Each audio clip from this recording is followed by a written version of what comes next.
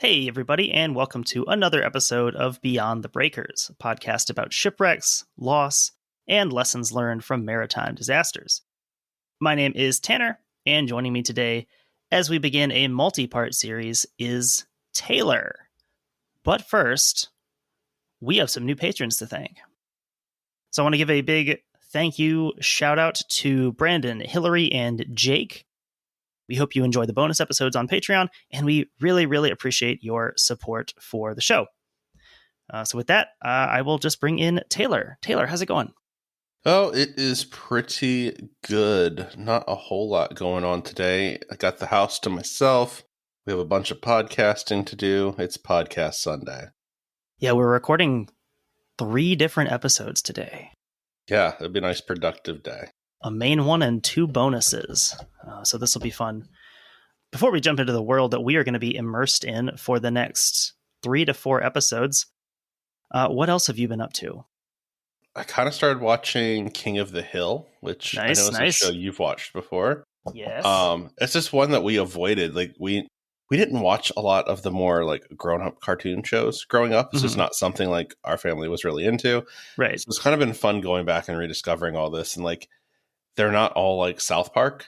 Like King of the Hill is actually, there's like some good lessons and stuff in there. It's very it reminds me of Bob's Burgers a whole lot. Yeah, absolutely. King of the Hill is such a great show. Like a truly like heartwarming show in general.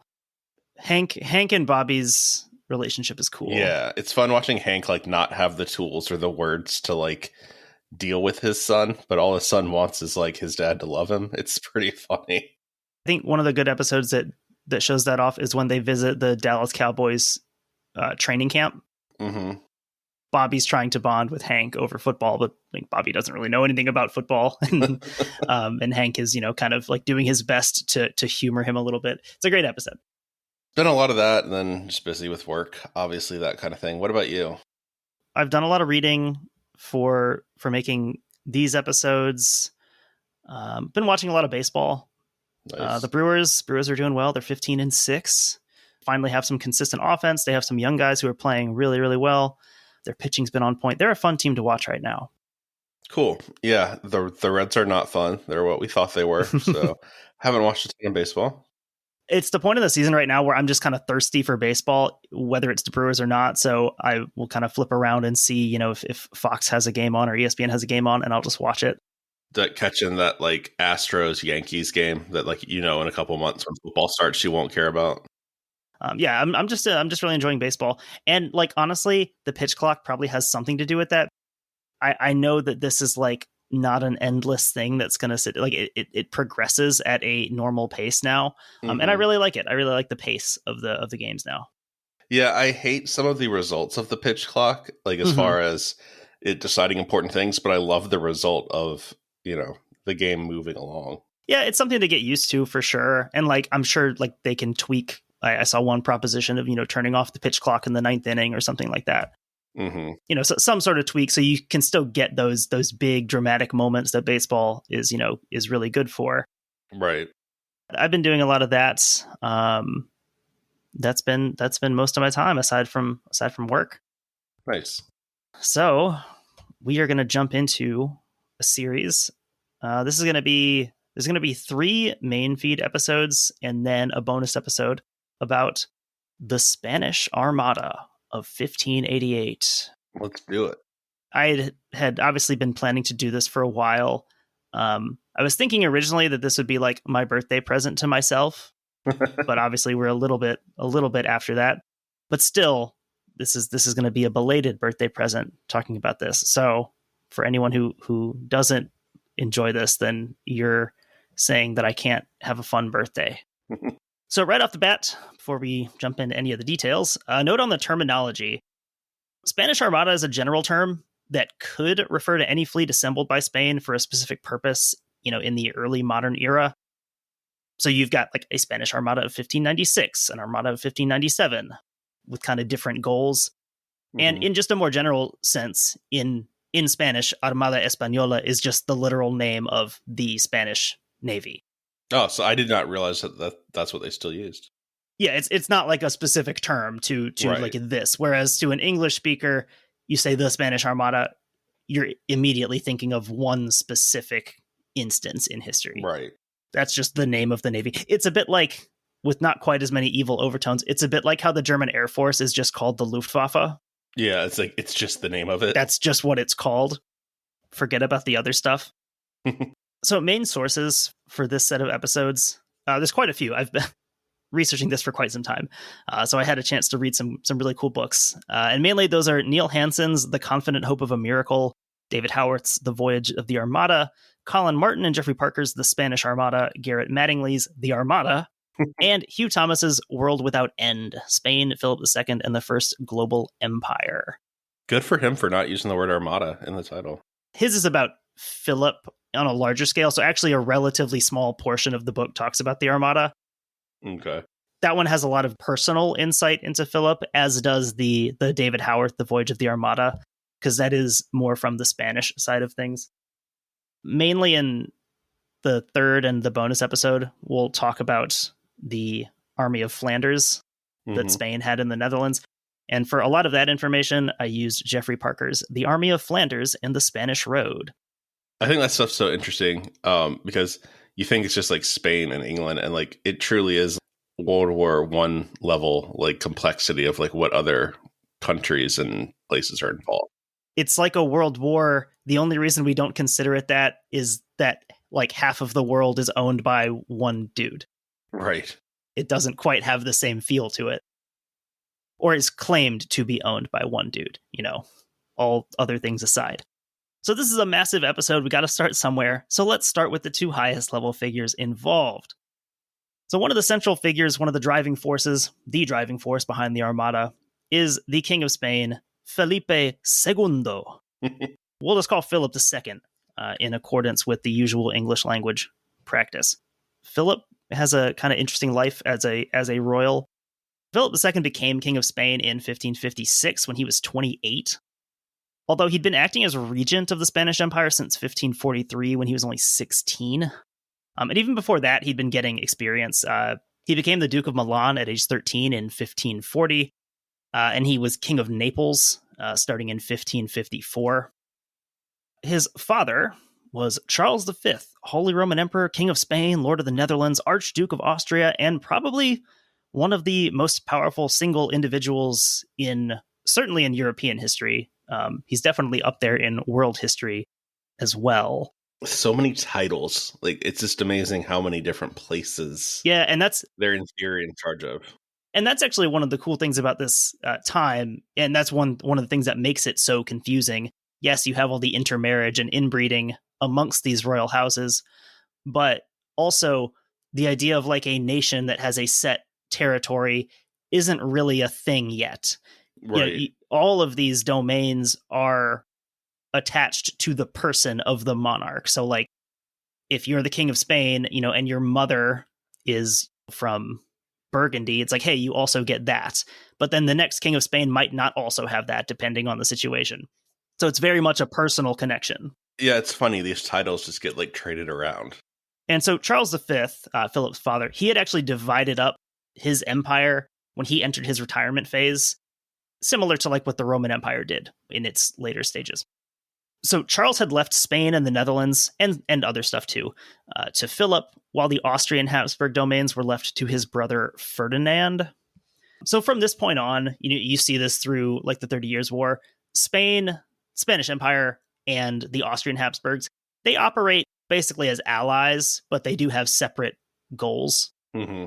They tend to help each other out, but not all the time.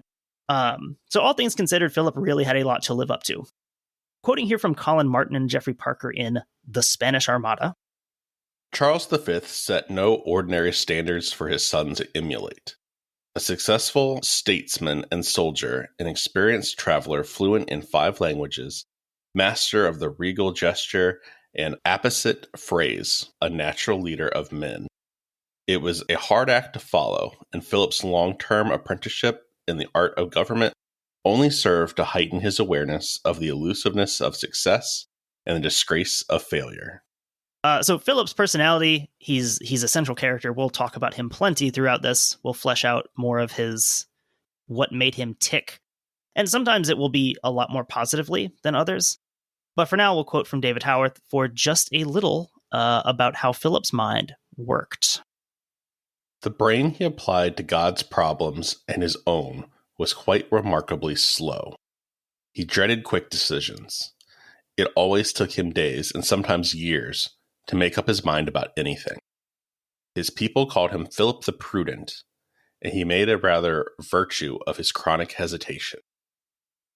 Time and I are one, he would say while he procrastinated, expecting, and sometimes rightly, that problems would disappear if he waited long enough. I don't hate it. Because at work, sometimes, like when I'm teaching someone how to do a task, and everything I do is very time sensitive, but people get in a rush to make decisions, and it's what? Don't make a decision until you have to sometimes. Let the problem develop, because it does sometimes moderate or go away. And I know you always have to be careful looking at royals in any time in history and trying to find similarities, because it's they're not like you. Nothing about their lives is the same. Don't feel bad for them. But at the same time, I think there's a lot to relate to with Philip. I feel like if Philip had a modern office job, he is the kind who would let a 2-minute response email sit for a week when he could have had this finished. Can you imagine the anxiety that's built up in that week of not answering that email? Right. There's some things in Philip's personality that at least I see. I'm I can understand having all of this responsibility. I would probably do the same thing. I would probably also sit in my office for days at a time and say I can't do anything because I have to read all of these letters. So a few other significant details of Philip's governing style is going to loom pretty large in the story. First of all, Philip was not a delegator at all. He wanted the final say on every aspect of any plan, even something where he maybe couldn't offer any particular expertise. It's the Hitler method. Not a unique trait to Philip, certainly. Things like naval tactics, the logistics of a cross-channel invasion, or really military affairs in general. Micromanaging, not an uncommon trait. Yeah, it's interesting with a good leader, you embrace the people that know what they're talking about and then make a decision based off of their decisions. Whereas rulers who sometimes aren't viewed as great micromanage and tell those people what to do. Mm-hmm. It's really interesting how you use your professionals in those roles. We talked about Charles V and, what a monstrous influence being his son probably had on Philip. Charles V was, this famous, victorious warrior, defender of the Catholic faith. This is when Protestant heresy is flaming up all over Europe. And you can definitely see that, Philip wanted to be seen in a similar fashion. Mm-hmm. That had to have had an impact on him wanting to do everything himself. My dad owned, most of the world, and he did it all on his own. Mm-hmm. So the other detail is more of a personal aspect, but it really did influence every part of his governing, and that's his religious piety. So there's this often repeated little factoid about Philip that out of the 42 books beside his bed, all but one was religious. To be fair, weren't most books religious at the time? Yeah, but also this is a time when you do start having kind of popular works of fiction. Mm-hmm. This is not too far before Don Quixote is published. I mean, this isn't too far before the time that Shakespeare, his plays are being put on. So you do have a level of secular fiction. Mm-hmm. But you are correct in that a ton of the books being published would have been religious. Hugh Thomas, he theorizes that one exception was a copy of Amadis de Gaula, which is it's considered a chivalric romance. It was really influential on Cervantes and writers of the time when he was writing Don Quixote. That's actually given as Don Quixote's favorite book in Don Quixote. The stories that are inspiring Don Quixote to do all of these, kind of insane things, that's the kind of stories that this would be. So quoting further about Philip from The Spanish Armada, the worst kept secret in Europe by Lamar Jensen. There was, to be sure, a certain mesmeric mysticism in Philip's religious character. His commitment to the Armada enterprise was a reflection of his total faith in God, whose will the king believed he was fulfilling. If the Armada project was indeed God's work, then he would prepare a way for it to be accomplished. This is not a stumbling of a somnambulist. It is the straightforward faith of a devotee. It is the kind of faith that would expect that God would make up for men's failings, to fill in the details of human attempts to carry out the divine will. A lot of words basically to say that you see this throughout his reign, and particularly in the Armada, of Philip choosing a plan, basically just ignoring any of the flaws in it, saying that I am God's representative on earth, so any plan that I make has to come directly from God, and so he'll basically make everything work out. Yeah, I'm starting to think that our boy might be a little bit of a narcissist. A little bit. Funny how growing up in that environment might create that. You grow up with the knowledge that you're going to be probably the most powerful man in the world. What does that do to your brain? And I feel like there's still, like especially being so religious, like there's still sort of that divine right of kings. Like, you are the Lord's messenger on earth. Like, I'm sure you're getting that kind of stuff, even if it's just peripherally put into what you're doing in your day to day. There's a lot of evidence to show that this faith of Philip's was authentic. Mm-hmm. He personally did have this really great devotion and what he would probably term humility. But I think to an outside observer, saying anything I do is God's will, and so it has to work, is probably more in the borderline level of like insanity. It's the shit that people say when they try bath salts for the right. So the reign of Philip II is the Spanish Empire at the height of its power and dominance in Europe and around the world. So Philip claimed dominion over, and I know I'm leaving probably some stuff out here, but we're talking about Spain itself. So at this point, this is technically still the separate crowns of Castile, Aragon, and Navarre. Mm-hmm. He reigned as Philip II of Castile, Philip I of Aragon, and Philip IV of Navarre. That's so weird. Yeah. So he ruled southern Italy as King of Naples. This included Sicily and Sardinia. Sardinia and the Balearic Islands were technically his because he was King of Aragon. Portions of northern Italy because he was the Duke of Milan. The region of Franche-Comté in eastern France. The Low Countries, so the Netherlands, modern Netherlands and Belgium. All of the Spanish possessions in the New World, so parts of the modern U.S., Mexico, Central America, South America, the Philippines, also over in the Pacific. So that's a lot of stuff on its own. I think anytime we talk about stuff like this, it's always such a good reminder that like France or Germany is like a new concept in a way in Europe. Even things with like parts of Italy being ruled by, the King of Spain. Like we don't really, at least in America, in the history we get, we don't talk about that stuff very much. Like in our minds, like Italy's just always existed. So yeah, a lot of interesting stuff going on there. It gets more interesting in 1580. This is something we've talked about before. The King of Portugal was killed in battle in Morocco. He was succeeded by, I want to say it was his brother. His brother was a religious figure, and so he did not have children. And so that left the throne vacant when he died. So Philip, being a good neighbor, steps in. He says, I will be King of Portugal also. So this leads to the Iberian Union. I feel like if I was Portugal, I would always be nervous because like you're not that big and you are fully surrounded by one of the biggest empires in history. Yeah, and Portugal's strength was very much its naval side. So that doesn't help you very much when you share this massive border with a world power like Spain. There is technically some fighting that goes on. Spain doesn't have too much trouble with this. And Philip becomes King of Portugal, giving him control over the Portuguese Empire. That included Portugal itself, the Azores, coastal regions of India and Africa, and also one of the big ones, Brazil. So yeah, you look at a map of Philip II's domains, and it's truly mind-bending of how much stuff he's claiming ownership of. We had previously mentioned the Iberian Union in our episode on the San Felipe incident of 1596, and the confusion that arose amongst the Japanese of, wait a second, you told us that Portugal and Spain were different. Right. But now you're telling us you got the same king. We're going to crucify you.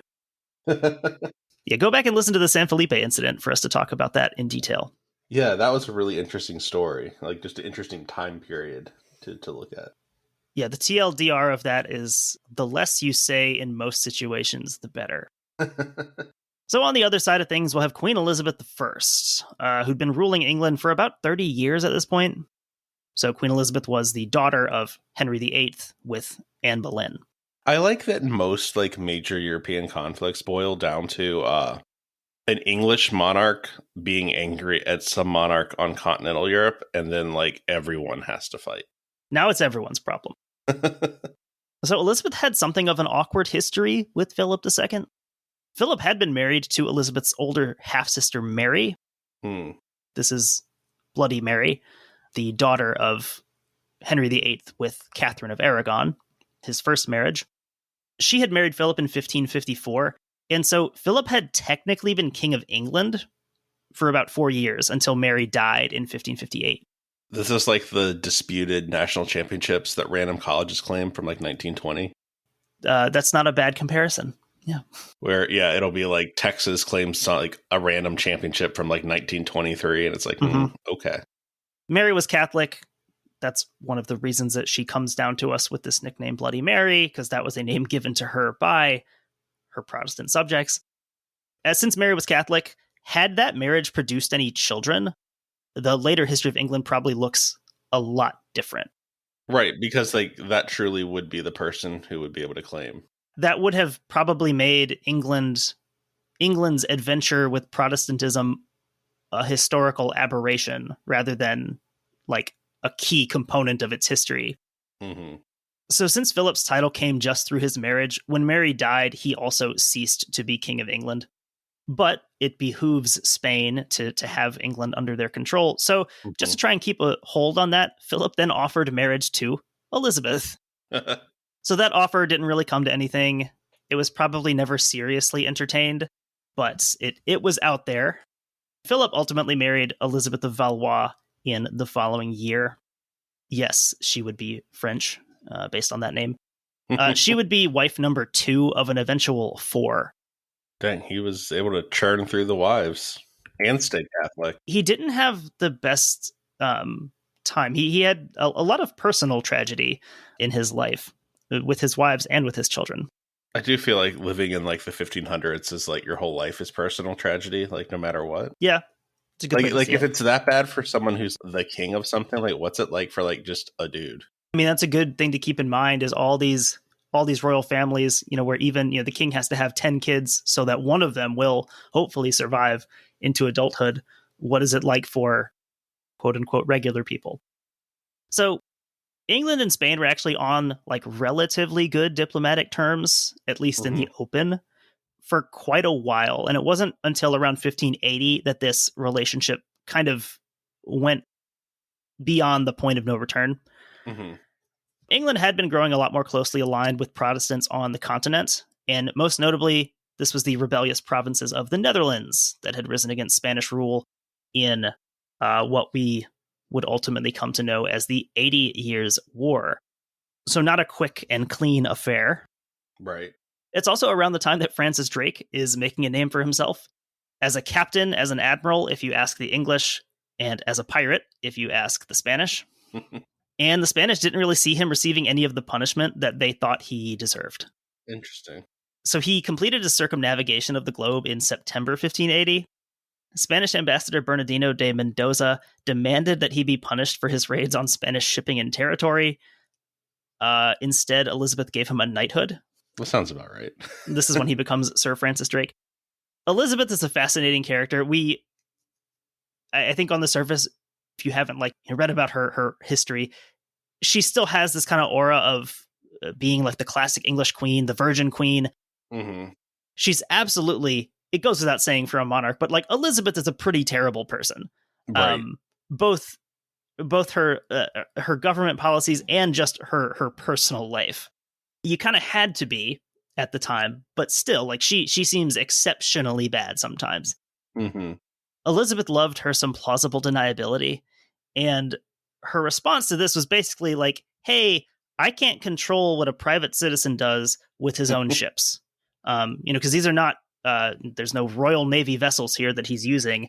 This is just Francis Drake having an adventure. So Elizabeth was happy to accept her cut of the plunder, but also she was able to somewhat technically say, I didn't tell him to do this. I can't control what he does when he's halfway around the world.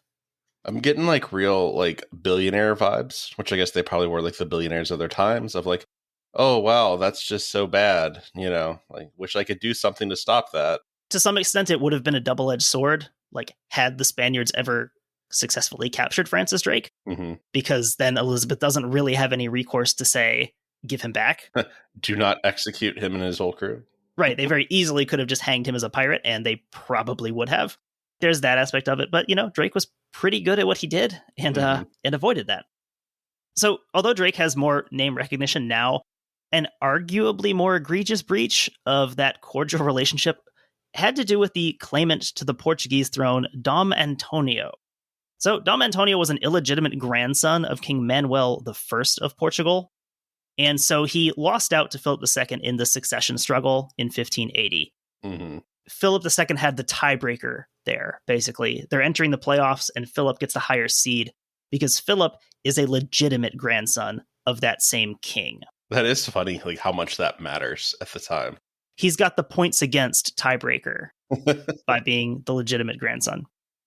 So when Dom Antonio was defeated at the Battle of Alcantara outside of Lisbon, he fled to the Azores, which are, you know, islands to the west of the Iberian Peninsula. And he set up kind of a government in exile on the island of Terceira. I did not realize that there was a Portuguese Taiwan. Sort of, for a time, yeah, that you could compare that. Although, like, back then it was a lot harder to, you know, project power from this tiny little island. But he was there, not giving up. So he received support in that endeavor from France under the leadership of Catherine de' Medici. I just had a cursed thought. Is there like some return to tradition element of like Portuguese people now that are like weird, like return to the monarchy people that like love this guy, like this government in exile? Knowing what I know about Spanish monarchism, I'd have to assume that there's probably an equivalent in Portugal.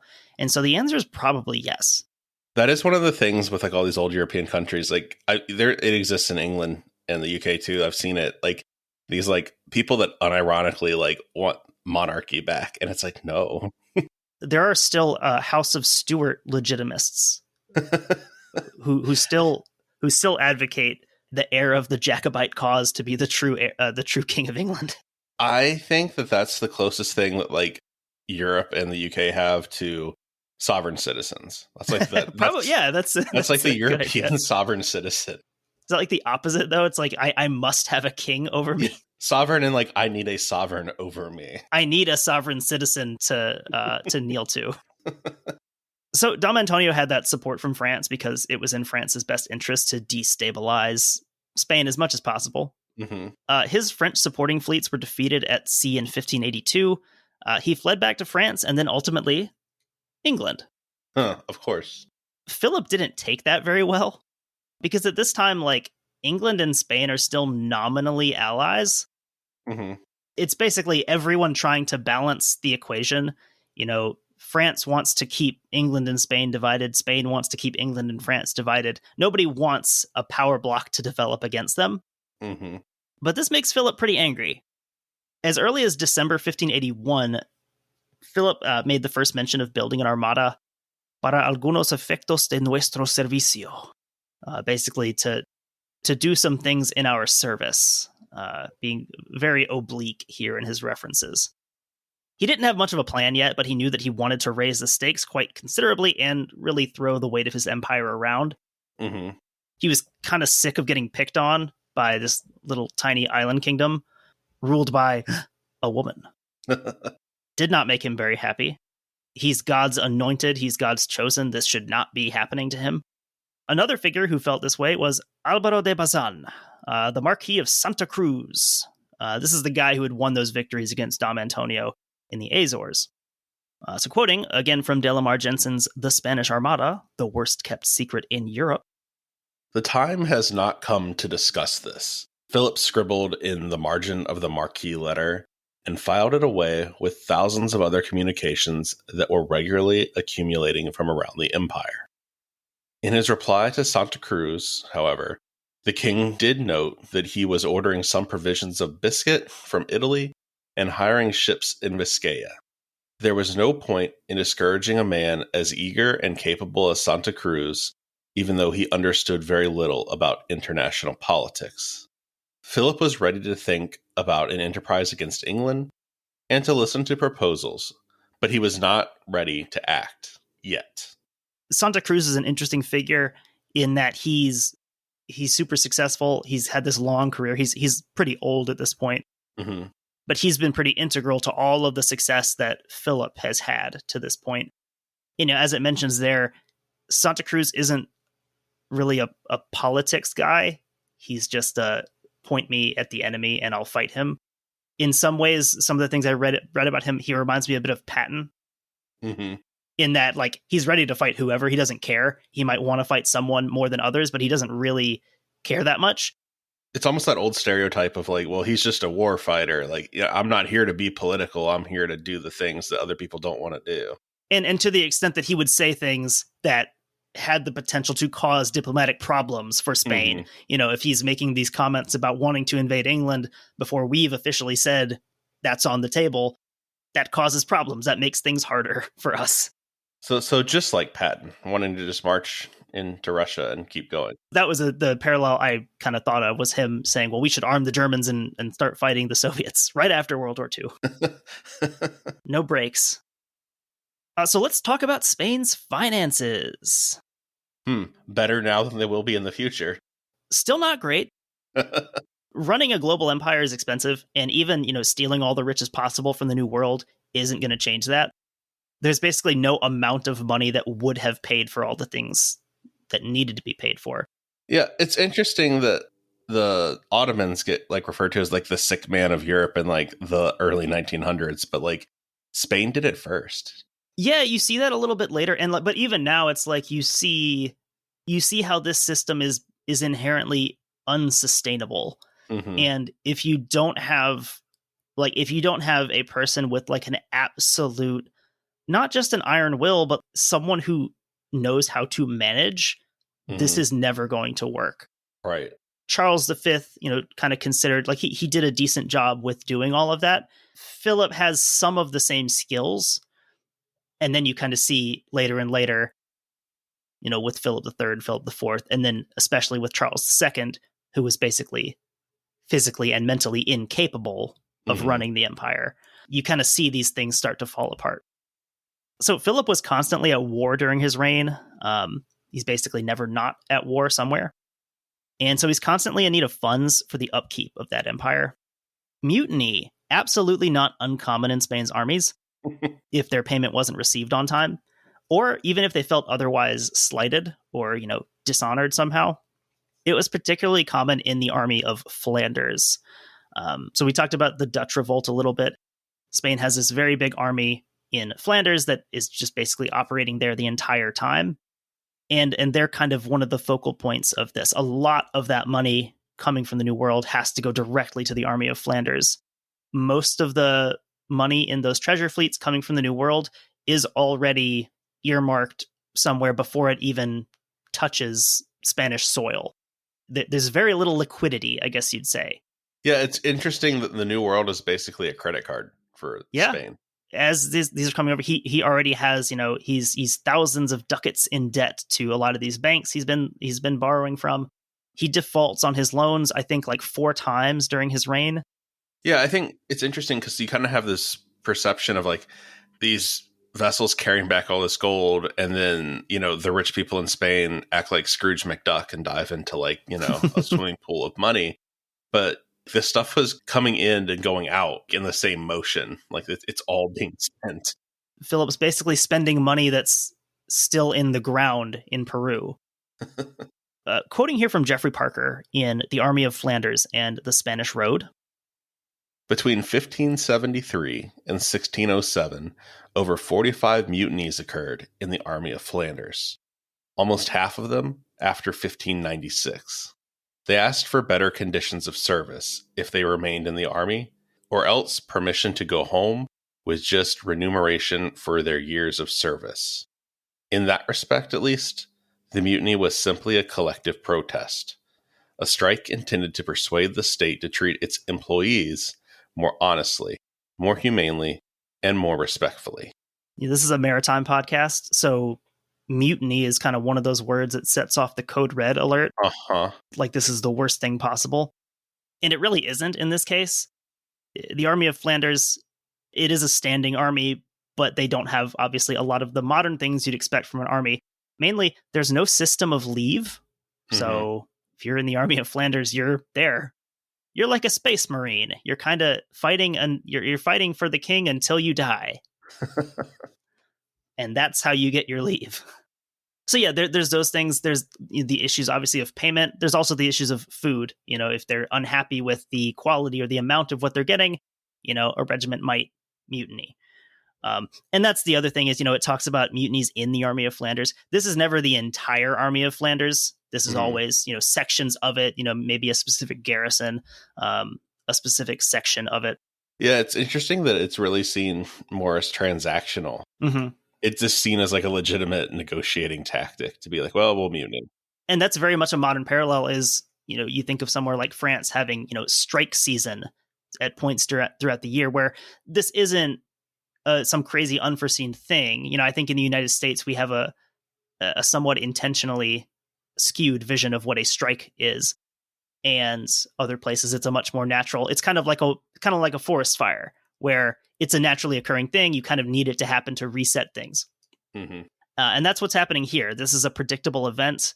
And what's interesting, though, the Army of Flanders, these mutinies very often happened after some significant action had been fought. A specific town had been taken, a specific battle had been fought. And then after the fact, after they've done the job, the army or sections of the army will basically say, we're not doing anything else until you pay us.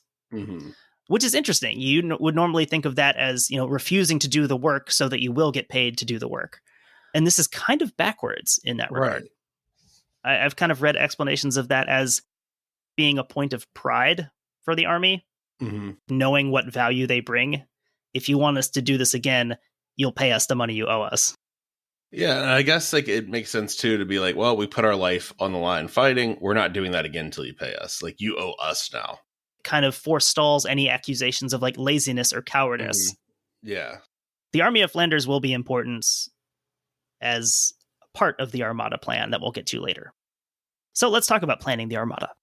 We mentioned that in 1581, Philip started making plans for this enormous undertaking of invading England, unseating the evil heretical witch Elizabeth, and bringing the kingdom back into the arms of the true church.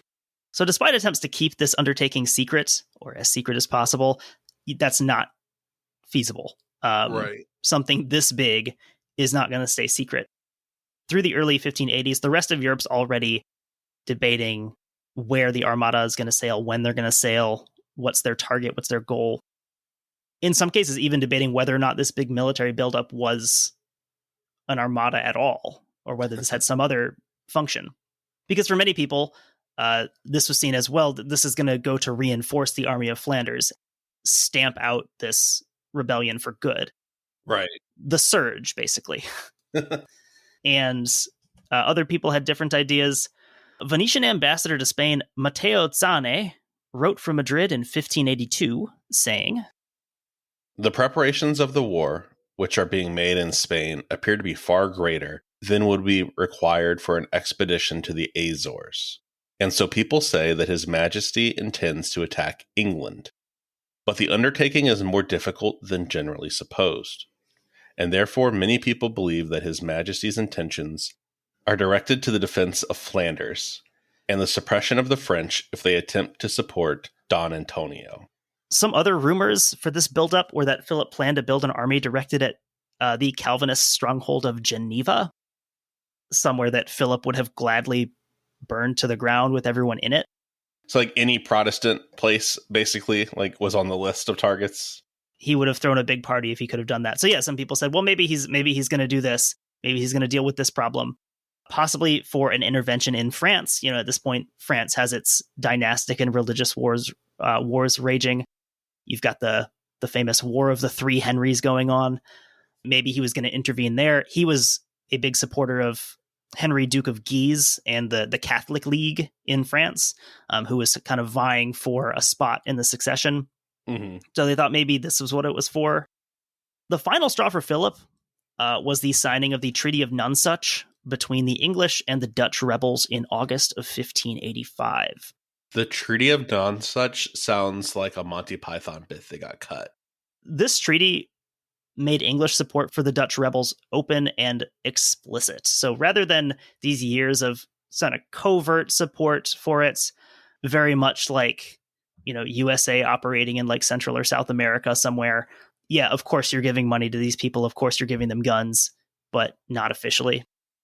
So yeah, instead of English troops fighting on a, quote, volunteer basis, as they had been doing, this treaty sent 6,000 English infantry and 1,000 cavalry to the Low Countries, where they were actually given control of several rebel strongholds. So they basically took over and governed those explicitly and openly as the forces of England. Interesting. And this is like full mask off support here. I mean, I guess the parallel that seems painfully obvious right now, it would be as if U.S. soldiers showed up tomorrow in Bakhmut in Ukraine, and suddenly this was U.S. territory. These are legitimate U.S. troops that Russia is fighting, rather than like everyone knows that weapons and training and money is going to Ukraine, but it's not a war. Yeah, it's literally the things that all the conspiracy theory people like to say is happening. So Elizabeth also increased the amount of monetary support for the rebels and officially placed them under her protection. So yeah, this was huge for the Dutch rebels. They had a legit backer who was being open about this, and this wasn't a secret little game that they were playing anymore. Yeah, and I would imagine like being under the protection of England at this point means a lot too. That if there's potential for English soldiers to get killed, it's a lot easier to convince England to maybe send more. So by 1586, Philip was soliciting some concrete invasion plans from his subordinates.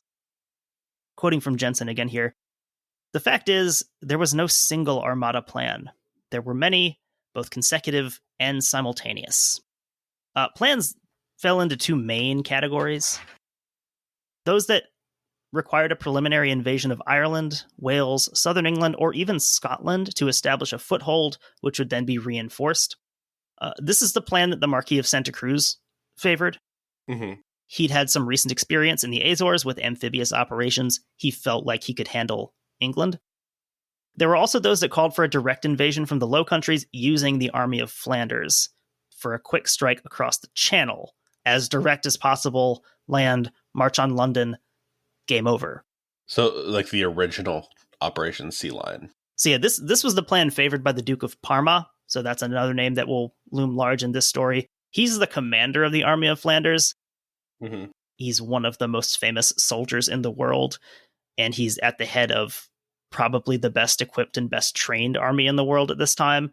So of course, he's favoring the approach that cuts out all of the extra stuff, lets his boys run in and finish these things off as quick as possible. I am interested in like the option that involves like invading Ireland. Mm-hmm. Because like on one hand, I feel like the Irish wouldn't be super stoked to have the Spanish show up and say we're in charge. But on the other hand, like both Catholic, both hate the English, like they have a lot going on that I think they'd be agreeable about. There's a lot of Spanish meddling in Ireland. They've been in contact with different rebellious Irish Catholic lords, but the kind of the hard support never really materializes. Mm-hmm. Spain does this other places too. They do this in Scotland, where they kind of tease support for, hey, if you guys wanted to rise up against England, we'll be there and we'll get you some money, we'll get you some guys, whatever. And that never really works out because Spain never really follows through. Right. You kind of lose people's trust. You told us if we revolted, you'd land some troops here, and then that doesn't happen, and they all get hanged. It's like the Kurds in Iraq. You could see using them kind of as a political football, and then not giving any sort of tangible support. Yeah, it is always amazing to see like things never change. Like all of these things have been going on forever. The invasion of Ireland, at this point, England doesn't have more than a few thousand, actual troops in Ireland. There's some local militias and local lords who are ostensibly on their side. But, if a Spanish invasion were to happen, who knows how that shakes out in Ireland. The next quote here is a little bit about Parma's plan. Parma proposed sending a force of 30,500 troops on flat-bottom river barges directly across the channel from Flanders to England during a single night. He would only need a fleet from Spain in case something went wrong or to decoy the English navy. I feel like this is a kind of a classic, almost stereotypical like army attitude. Mm-hmm. We don't need the navy. Let us take care of this. We can do this. It involves water, but we don't need the navy. You mentioned those flat-bottom river barges. That becomes a big detail in the plan. Uh-huh. The English Channel is notoriously not as calm as a river. So in contrast to this, the Marquis of Santa Cruz's plan called for 510 ships, which is like an unfathomable number of ships when we start talking about how many ships the Armada actually sails with. Forget Operation Sea Lion. They're doing Dunkirk. This is enormous, 510 ships. Varying sizes from, galleons to transports to small auxiliary craft. And he'd need 30,000 plus sailors to crew those. He's calling for nearly 64,000 soldiers. So this is infantry, cavalry, artillery, recruited from Spain, Italy, Germany. Some of these being, mercenary soldiers. Some of them recruited from Philip's domains. Total cost of nearly 4 million ducats. I just looked up how many vessels were involved in the Normandy landings. Mm-hmm. And adjusted for inflation, this feels right. 7,000 ships in the June 6th landings. Nice. But you carry that inflation from this time period, and you're probably about there. Kind of goes to show what we were saying about Santa Cruz, in that he's kind of a fighter and nothing else. Uh-huh. Give me 500 ships without really, whether he probably did have a realistic estimate of whether or not that was feasible, but kind of asking for that is like, you're not, who's got 500 ships? Mm-hmm. No one has this. He just wants what he wants so he can go fight. That would have a much longer operation time also, because if you're conducting this foothold invasion first, this drags everything out. That makes all the logistics more complicated. So on hearing Santa Cruz's proposal, Philip responded by saying, I will look into it all to see where there might be a place for it, and I will advise you the decision I make when I make it. The very classic Philip answer there. Uh-huh. And something, I don't think I mentioned this before, but another little, you could call it a quirk of Philip's personality. We talked about him being very deliberate, prudent, I guess, if you wanted to give him a compliment. For this reason, Philip almost entirely refused to meet with people face to face. He conducted all his business via letter. And like, that's normal, of course, you don't have phones or Skype at this point, but like, I'm talking all of his business. Even if people visited him at the Escorial, his palace, literally in the same building, he would refuse to meet with them and he would write them a letter. And he would expect them to do the same for him. This is great for posterity in terms of recording what were people saying to Philip, what were Philip's thoughts, because he scribbles a lot of things in the margins. His reaction emojis, basically. It's the millennial urge to avoid every possible phone call and send an email. And I totally get it. There's so much to connect with Philip on. He would have been terrified to make a phone call to order a pizza. I will look for an online thing for 30 minutes before doing a 2-minute phone call. This is another reason where like Philip is this kind of like cold, distant figure, because no one gets to talk to him face to face except for like his very closest advisors. So we talked at the beginning about how Philip famously struggled to make decisions. So in this case, he just didn't. Instead, he decided to combine elements that he liked from both plans into Philip's super mega master invasion plan. This feels very Elon Musky. It's not that Philip doesn't listen to people. It's just he kind of takes all the ideas and mashes them into one and says that they're his. Yeah, that is what goes on there. Yeah. So this idea may have been planted in his head by Don Juan de Zuniga, who is one of Philip's closest advisors, and so one of the only people who got to talk to him for real. Zuniga's original plan called for the Armada to stop first in Ireland, allowing troops to establish a foothold, then setting sail for the English Channel, where they would escort the Duke of Parma's army across to England. The final plan for the Armada would basically be this, minus the stopover in Ireland. So that part got cut out. That's like the best part. Parma, as we have said, among many others, he thought the Irish detour was a terrible idea. He's basically scrambling for all the money and resources he can get for his army, and he thinks that this would just be a massive waste of resources if the goal is actually conquering England. So won't say too much more about the intricacies of the planning at this moment. Let's just say it might look good on paper to Philip, who is not a military or a naval guy. There's a pretty enormous flaw that's going to become apparent once the action's underway. Mm-hmm. And it has to do with the challenge of rendezvousing at sea in the face of a hostile fleet. Not advisable. Not the kind of thing that would have concerned Philip, because he's going to be operating under the assumption that something's going to take the English fleet off the table. There's going to be an adverse wind. There's going to be a storm. We're going to get there before they know what happens. God will provide some sort of out for us here, and it's all going to be fine. That's not good when your plan hinges on, like, well, this will just happen. This is actually the source of the title of a lot of literature around the Armada. That Neil Hanson book is called The Confident Hope of a Miracle. And that is a quote from one of the Spanish officers who kind of is, I guess I've always thought this was a tongue-in-cheek comment.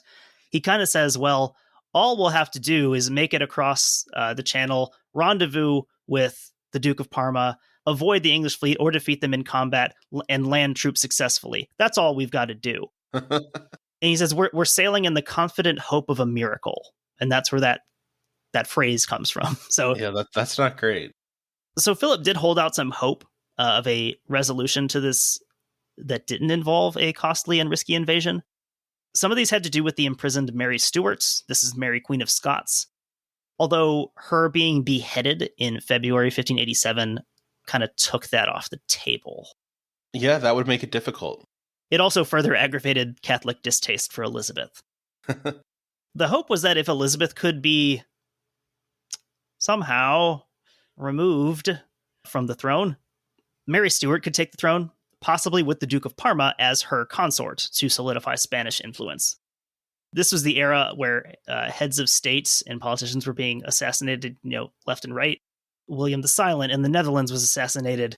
Henry III of France will be assassinated. Henry IV of France will be assassinated. This is a pretty normal thing. Yeah, I feel like trying to create a scenario that Elizabeth is assassinated is like the least crazy part of all of this, considering the time.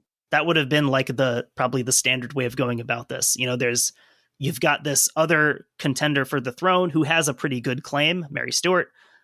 If we can just get Elizabeth out of the way somehow, probably could have filled that void. So another major event happened in April 1587, one that would make it impossible for Philip to delay any further. And this was Francis Drake's infamous raid on the Spanish port of Cadiz.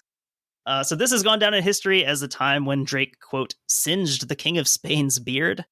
And it just added to Drake's, already diabolical reputation among the Spanish.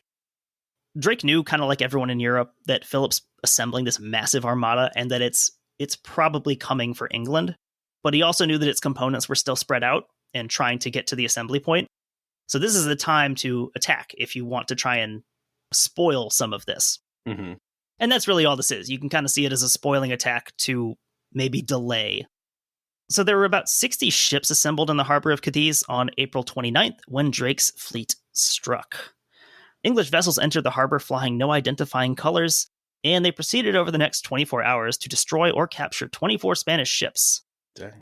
We had this idea of a raid being this like lightning event, but they're there for like a day, burning stuff and sinking things. I didn't realize what all this like raid entailed. I had always, when I'm hearing about it, kind of assumed it was more like the Doolittle raid after Pearl Harbor, or it was more like, tactically didn't really achieve anything, but like kind of symbolically and strategically was like, we can do this too.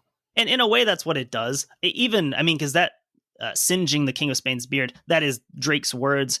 And you can see in that description of it, even he knows this is not like a decisive victory. He knows this isn't going to prevent the Armada. It's going to maybe annoy Philip a little bit. It's going to delay some things.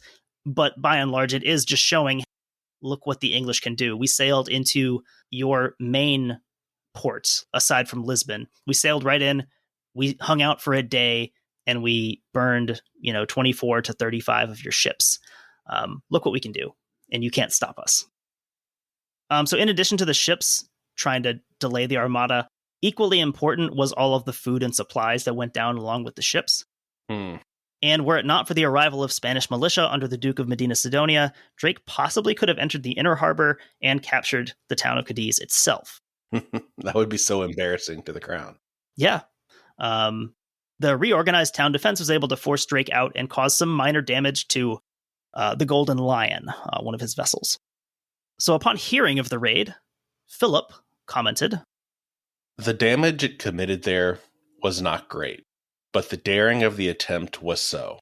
This wasn't major damage, this wasn't huge, but the fact that he was able to do this, or that he thought he was able to do this, is a problem. I actually love the idea, though, being like, this is just really problematic damage. So that just happened. So Drake then made for the Portuguese coast, where he actually seizes a castle and hangs out for a while, raiding ships. Ultimately, they capture the carrack São Felipe along with her cargo, and they tow her into Plymouth on the 7th of July. I feel like Francis Drake might almost deserve a Lions Led by Donkeys episode at some point. He does some pretty crazy stuff during his career. Yeah, I mean, he's a fascinating figure of the time, and he's the most famous name from the time among some other pretty crazy, daring people. He gets up to some stuff. So the raid on Cadiz was obviously, it was an embarrassment for Spain, but it was also kind of a kick in the pants to get things rolling for the Armada. Further delays, there's not just Drake, there's Hawkins and Frobisher and all of these other captains. If this Armada doesn't get itself together, it's going to get picked apart. Because again, if they can sail into Cadiz and do this, they can sail into almost any Spanish harbor and do this. So Drake claimed to have sunk, captured, or burned 37 ships, but he was aware that his raid wouldn't cripple the Armada. He wrote to Francis Walsingham, this is the same letter where he talks about singeing Philip's beard, with his advice for the defense of the realm. Drake wrote, "I assure your honor, the like preparation was never heard of, nor known as the King of Spain has and daily makes to invade England, which, if they be not impeached before they join, will be very perilous. This service, which by God's sufferance we have done, will breed some alterations, but all possible preparations for defense are very expedient. I dare not almost write of the great forces we hear the King of Spain has. Prepare in England strongly, and mostly by sea." So he's writing that to Francis Walsingham. Walsingham is one of Elizabeth's closest advisors. Technically, he's her secretary, her top secretary, but he is in reality, and he's remembered as her spy master. So anything intelligence-wise, it's all coming back to Walsingham. Actually, the execution of Mary, Queen of Scots, she'd been imprisoned for a long time, and Walsingham basically committed entrapment to get her to confess in writing to what her plans were. He made this whole plan of smuggling them in, I forget what kind of barrels they were. And so one of her maids tells Mary, hey, we can use this to communicate. That whole plan had been devised by Walsingham just to get her to write something down. So he was a dastardly little dude, Walsingham. So the Armada was slowly coming together at Lisbon, which is probably the most well-defended port in all of Europe at the time. Probably not going to be a repeat of Cadiz here. To lead the Armada, Philip went with the obvious choice, the Marquis of Santa Cruz. So in terms of experience on the big stage, you really could not have had a better candidate for something this massive. We mentioned Santa Cruz's victory in the Azores, but he had this 50-year career. He'd been present at so many of these big names from the time. He'd been there at the relief of the Siege of Malta, the Battle of Lepanto in 1571, one of the most famous naval battles in history, the conquest of Tunis in 1573, and a bunch of other things. Between that military experience and his social rank, you couldn't have found a better guy for this job. So, of course, on April 9th, 1588, the Marquis of Santa Cruz died of typhus. Whoops. Around this time, there's just over 100 ships assembled at Lisbon. A lot of them are not in very good shape. Because of the delays and the large numbers of sailors and troops assembled, rations are already running out and going bad. It's not good. Because this is being assembled so piecemeal, you've got guys, on these ships for months before there even is any chance of going anywhere. From mid-January to mid-February of 1588, about 2,600 troops died. One of these was Santa Cruz, dying during an outbreak of typhus. Quoting here from Martin and Parker's The Spanish Armada. He was little mourned, according to a Lisbon chronicler. The Marquis had been proud, avaricious, and cruel, so that although he was worth over 500,000 ducats, only 4 people were prepared to accompany his coffin to the tomb, and his death was regretted by no one. Wow. Also, take that with a grain of salt. Like, he was definitely not a likable person. That is also someone from Lisbon who is writing this. Someone who has an understandable axe to grind with the Marquis of Santa Cruz. I feel like with that much money flowing around, like, there were some hangers on. Everybody's hoping to get their slice. Yeah, all of his accolades and things like that.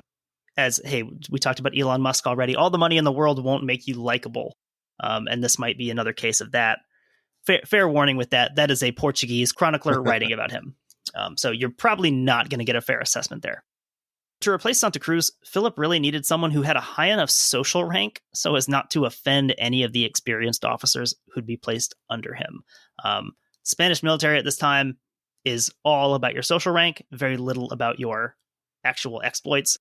It was kind of just like lightning striking when you happened to get someone like the Marquis of Santa Cruz, who was legitimately good at what he did and had the rank to get into that position.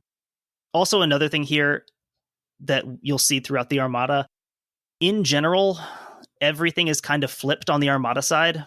The army leaders, the army officers, and the regular army troops are definitely seen as superior to anyone who's involved with the actual sailing. So on all these ships, the commander of the troops on board is going to be superior to the actual captain of the ship. Sailors are basically treated as second-class citizens on board. That's not good. And so all of these people in charge of the Armada, a relatively small number of them have actual naval command experience. Some of them do, and they're very, very good. When we talk about Recalde later, he's one example of that. The Flores cousins both have experience here. But a lot of these commanders are there literally because of their status rather than any meritorious qualifications. So Philip settled on Alonso Perez de Guzman, the Duke of Medina Sidonia. This is the same guy who had sort of saved the day at Cadiz, arriving with some militia to drive off Drake. So he had like a small amount of military experience. He had also participated in the conquest of Portugal. So he wasn't totally unfamiliar with military stuff. Kind of like any nobleman of the day, it was kind of an expectation that you'd be involved with this. And he had already been at a lower level involved with the administrative aspects of the Armada. So he wasn't new to this project. Some of the earlier sources really make fun of the choice of Medina Sidonia, saying Philip didn't know what he was doing. Medina Sidonia was this hapless idiot. Later writing about Medina Sidonia is a little bit more kind of seeing that what the Armada needed was an administrator. There's plenty of military guys here that as long as he's taking their advice, not an issue. What they needed was a guy who could organize all the logistics. And Medina Sidonia was not a terrible choice for that. Yeah, it's funny. Like, it's cliche at this point, but like logistics is truly what wins conflicts. And kind of more importantly for the Armada, he was one of the highest ranking nobles in Spain. That's kind of what the Armada needed, was someone that everyone could be under and not get offended that, hey, who's this guy you put in charge of me? So Medina Sidonia absolutely 100% did not want this job. He received the letter notifying him, A, that the Marquis of Santa Cruz was dead, and B, congratulations, you get his job. This letter was from Don Juan de Idiaquez. This is another one of Philip's close advisors. When he received this letter, he immediately sat down to write a very long, very self-deprecating letter in response, listing the various reasons that he would be a terrible choice. I first humbly thank His Majesty for having thought of me for such a great task, and I wish I had the talents and strength it requires. But Sir, I have no health for this sea. I know from the small experiences I have had afloat that I am always seasick and catch cold. Besides this, I am in such need that when I go to Madrid, I had to borrow money for my journey. My house owes 900,000 ducats, and I am therefore quite unable to accept the command. I have not a penny I can spend on the expedition. Apart from this, neither my conscience nor my duty will allow me to take this fleet. The fleet is so great, and the undertaking is so important, that it would be wrong for a person like myself, with no experience of seafaring or war, to take charge of it. So, sir, in the interest of His Majesty's service, and for the love I bear him, I submit to you for communication to him that I possess neither aptitude, ability, health, nor fortune for the expedition. The lack of any of these qualities would be enough to excuse me, and much more the lack of them all, which is the case with me at present. He really doesn't want that job. This always reminds me of the Phil Oakes song, Draft Dodger Rag. That is like what he's doing here. I've got a dislocated disc and a racked up back. I'm allergic to flowers and bugs. This is a very long-winded letter, and it's that. It's just him saying all the reasons that this is a terrible idea. Some people read this cynically as like, oh, he's trying to look humble so that it seems like a good choice. But like, it seems quite legitimate that he did not want to do this. And some people, the cynic readers of this, also think sometimes that he didn't want to participate in the Armada. That doesn't really make any sense because he was already involved. He was already going to be part of the Armada. He just really did not want the responsibility. Like, in some ways, it's almost the person that I want to actually be in charge of something, though, is the person that isn't like, yep, I know how to do all these things. Yeah, you hear that a lot, like people talking about the presidency. Like, your first qualification for being president is that you shouldn't want to do it. Right. Kind of that idea here of Philip has made his decision. Nothing that Medina Sidonia says is going to change his mind. And Medina Sidonia probably knows that. But probably for him, very important to commit all of this to writing so that when this all goes pear-shaped, I told you so, basically. I told you that I would mess this up. So all protests aside, Philip's unmoved. Medina Sidonia is stuck in command of this enormous armada that he absolutely does not want to be in charge of.